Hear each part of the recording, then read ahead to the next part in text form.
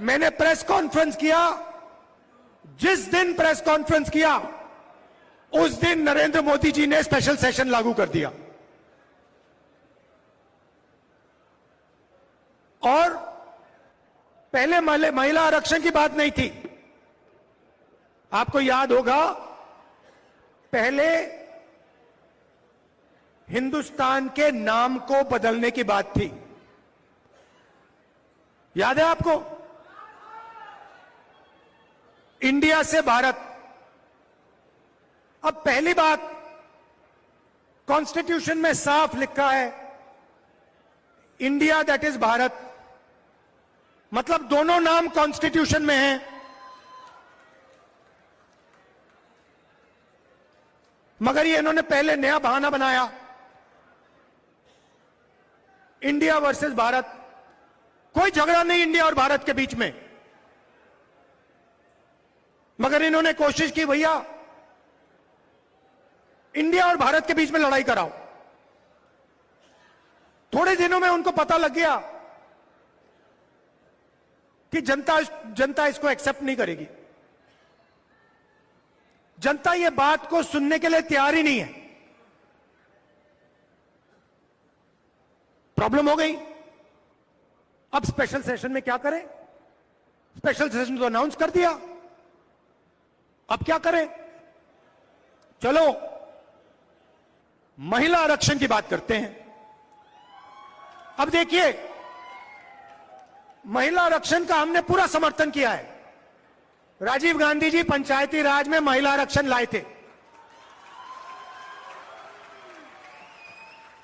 हमने बिल का, सब पार्टियों ने, इंडिया ने, जो हमारा गठबंधन है, सब पार्टियों ने कहा हम इस बिल को पूरा समर्थन देते हैं। मगर इसमें हमारे 2-3 सवाल हैं। सवाल के जवाब दे दीजिए। पहला सवाल, इसमें ओबीसी महिलाओं के लिए रिजर्वेशन क्यों नहीं किया? दूसरा सवाल, बीजेपी के लोग कहते हैं कि महिला आरक्षण करने से पहले नए सेंसस की जरूरत है और नए डिलिमिटेशन की जरूरत है। यह सच नहीं है भाइयों और बहनों। महिला आरक्षण को लागू करने के लिए विधानसभा और लोकसभा की 33% सीटें महिलाओं को आज दी जा सकती हैं। मगर इन्होंने बहाना बनाया है। ये चाहते हैं कि महिला आरक्षण 10 साल में लागू हो। हम चाहते हैं कि महिला आरक्षण आज लागू हो।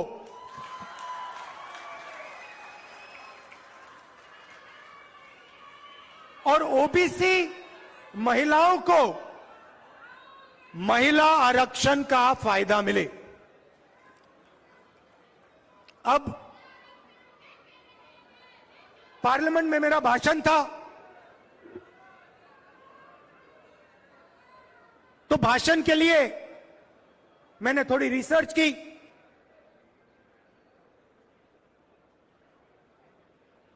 हमारे जो इंस्टीट्यूशंस हैं, जो संस्थाएं हैं, उसमें ओबीसी वर्ग की, दलित वर्ग की, आदिवासी वर्ग की क्या भागीदारी है? तो मैंने क्या किया, हिंदुस्तान को 90 लोग चलाते हैं। हिंदुस्तान को, आज के हिंदुस्तान को एमएलए और एमपी नहीं चलाते हैं। आज के हिंदुस्तान को प्रधानमंत्री 90 अफसरों के साथ चलाते हैं। वो कौन है? वो हिंदुस्तान की सरकार के सेक्रेटरीज हैं। हर मिनिस्ट्री को, सेंट्रल मिनिस्ट्री को सेक्रेटरी चलाते हैं। तो मैंने एक बात चेक की, कि ये जो लोग 90 लोग हैं जो हिंदुस्तान की सरकार को चलाते हैं, पूरा का पूरा पावर इनके हाथ में है। हिंदुस्तान किस ओर जाएगा, शिक्षा में क्या निर्णय लिए जाएंगे, स्वास्थ्य में क्या निर्णय लिया जाएंगे, नरेगा का डिजाइन कैसे होगा, भोजन के अधिकार का डिजाइन क्या होगा, ये 90 लोग चुनते हैं, ये डिसाइड करते हैं। तो मैंने सोचा देखता हूं इन 90 लोगों में से नरेंद्र मोदी जी की सरकार में ओबीसी कितने हैं। नरेंद्र मोदी जी 24 घंटा ओबीसी की बात करते हैं। भाइयों और बहनों, आज 90 लोगों में से 3 लोग ओबीसी वर्ग के हैं। 3 लोग ओबीसी वर्ग के हैं। और बात सुनिए, वो 3 लोग हिंदुस्तान के सिर्फ 5% बजट पे निर्णय लेते हैं।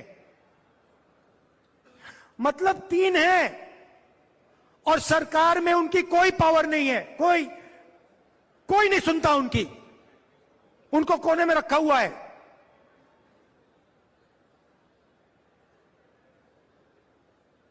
तो फिर पार्लियामेंट में मैंने एक और सवाल पूछा जो शायद हिंदुस्तान के लिए, ओबीसी वर्ग के लिए सबसे महत्वपूर्ण सवाल है, और वो ये है कि इस देश में ओबीसी कितने हैं, दलित कितने हैं, आदिवासी कितने हैं,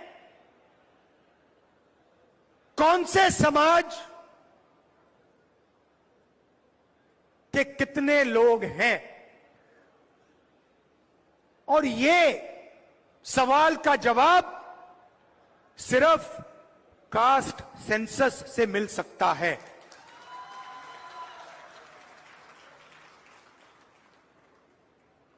जैसे ही मैंने कास्ट सेंसस की बात शुरू की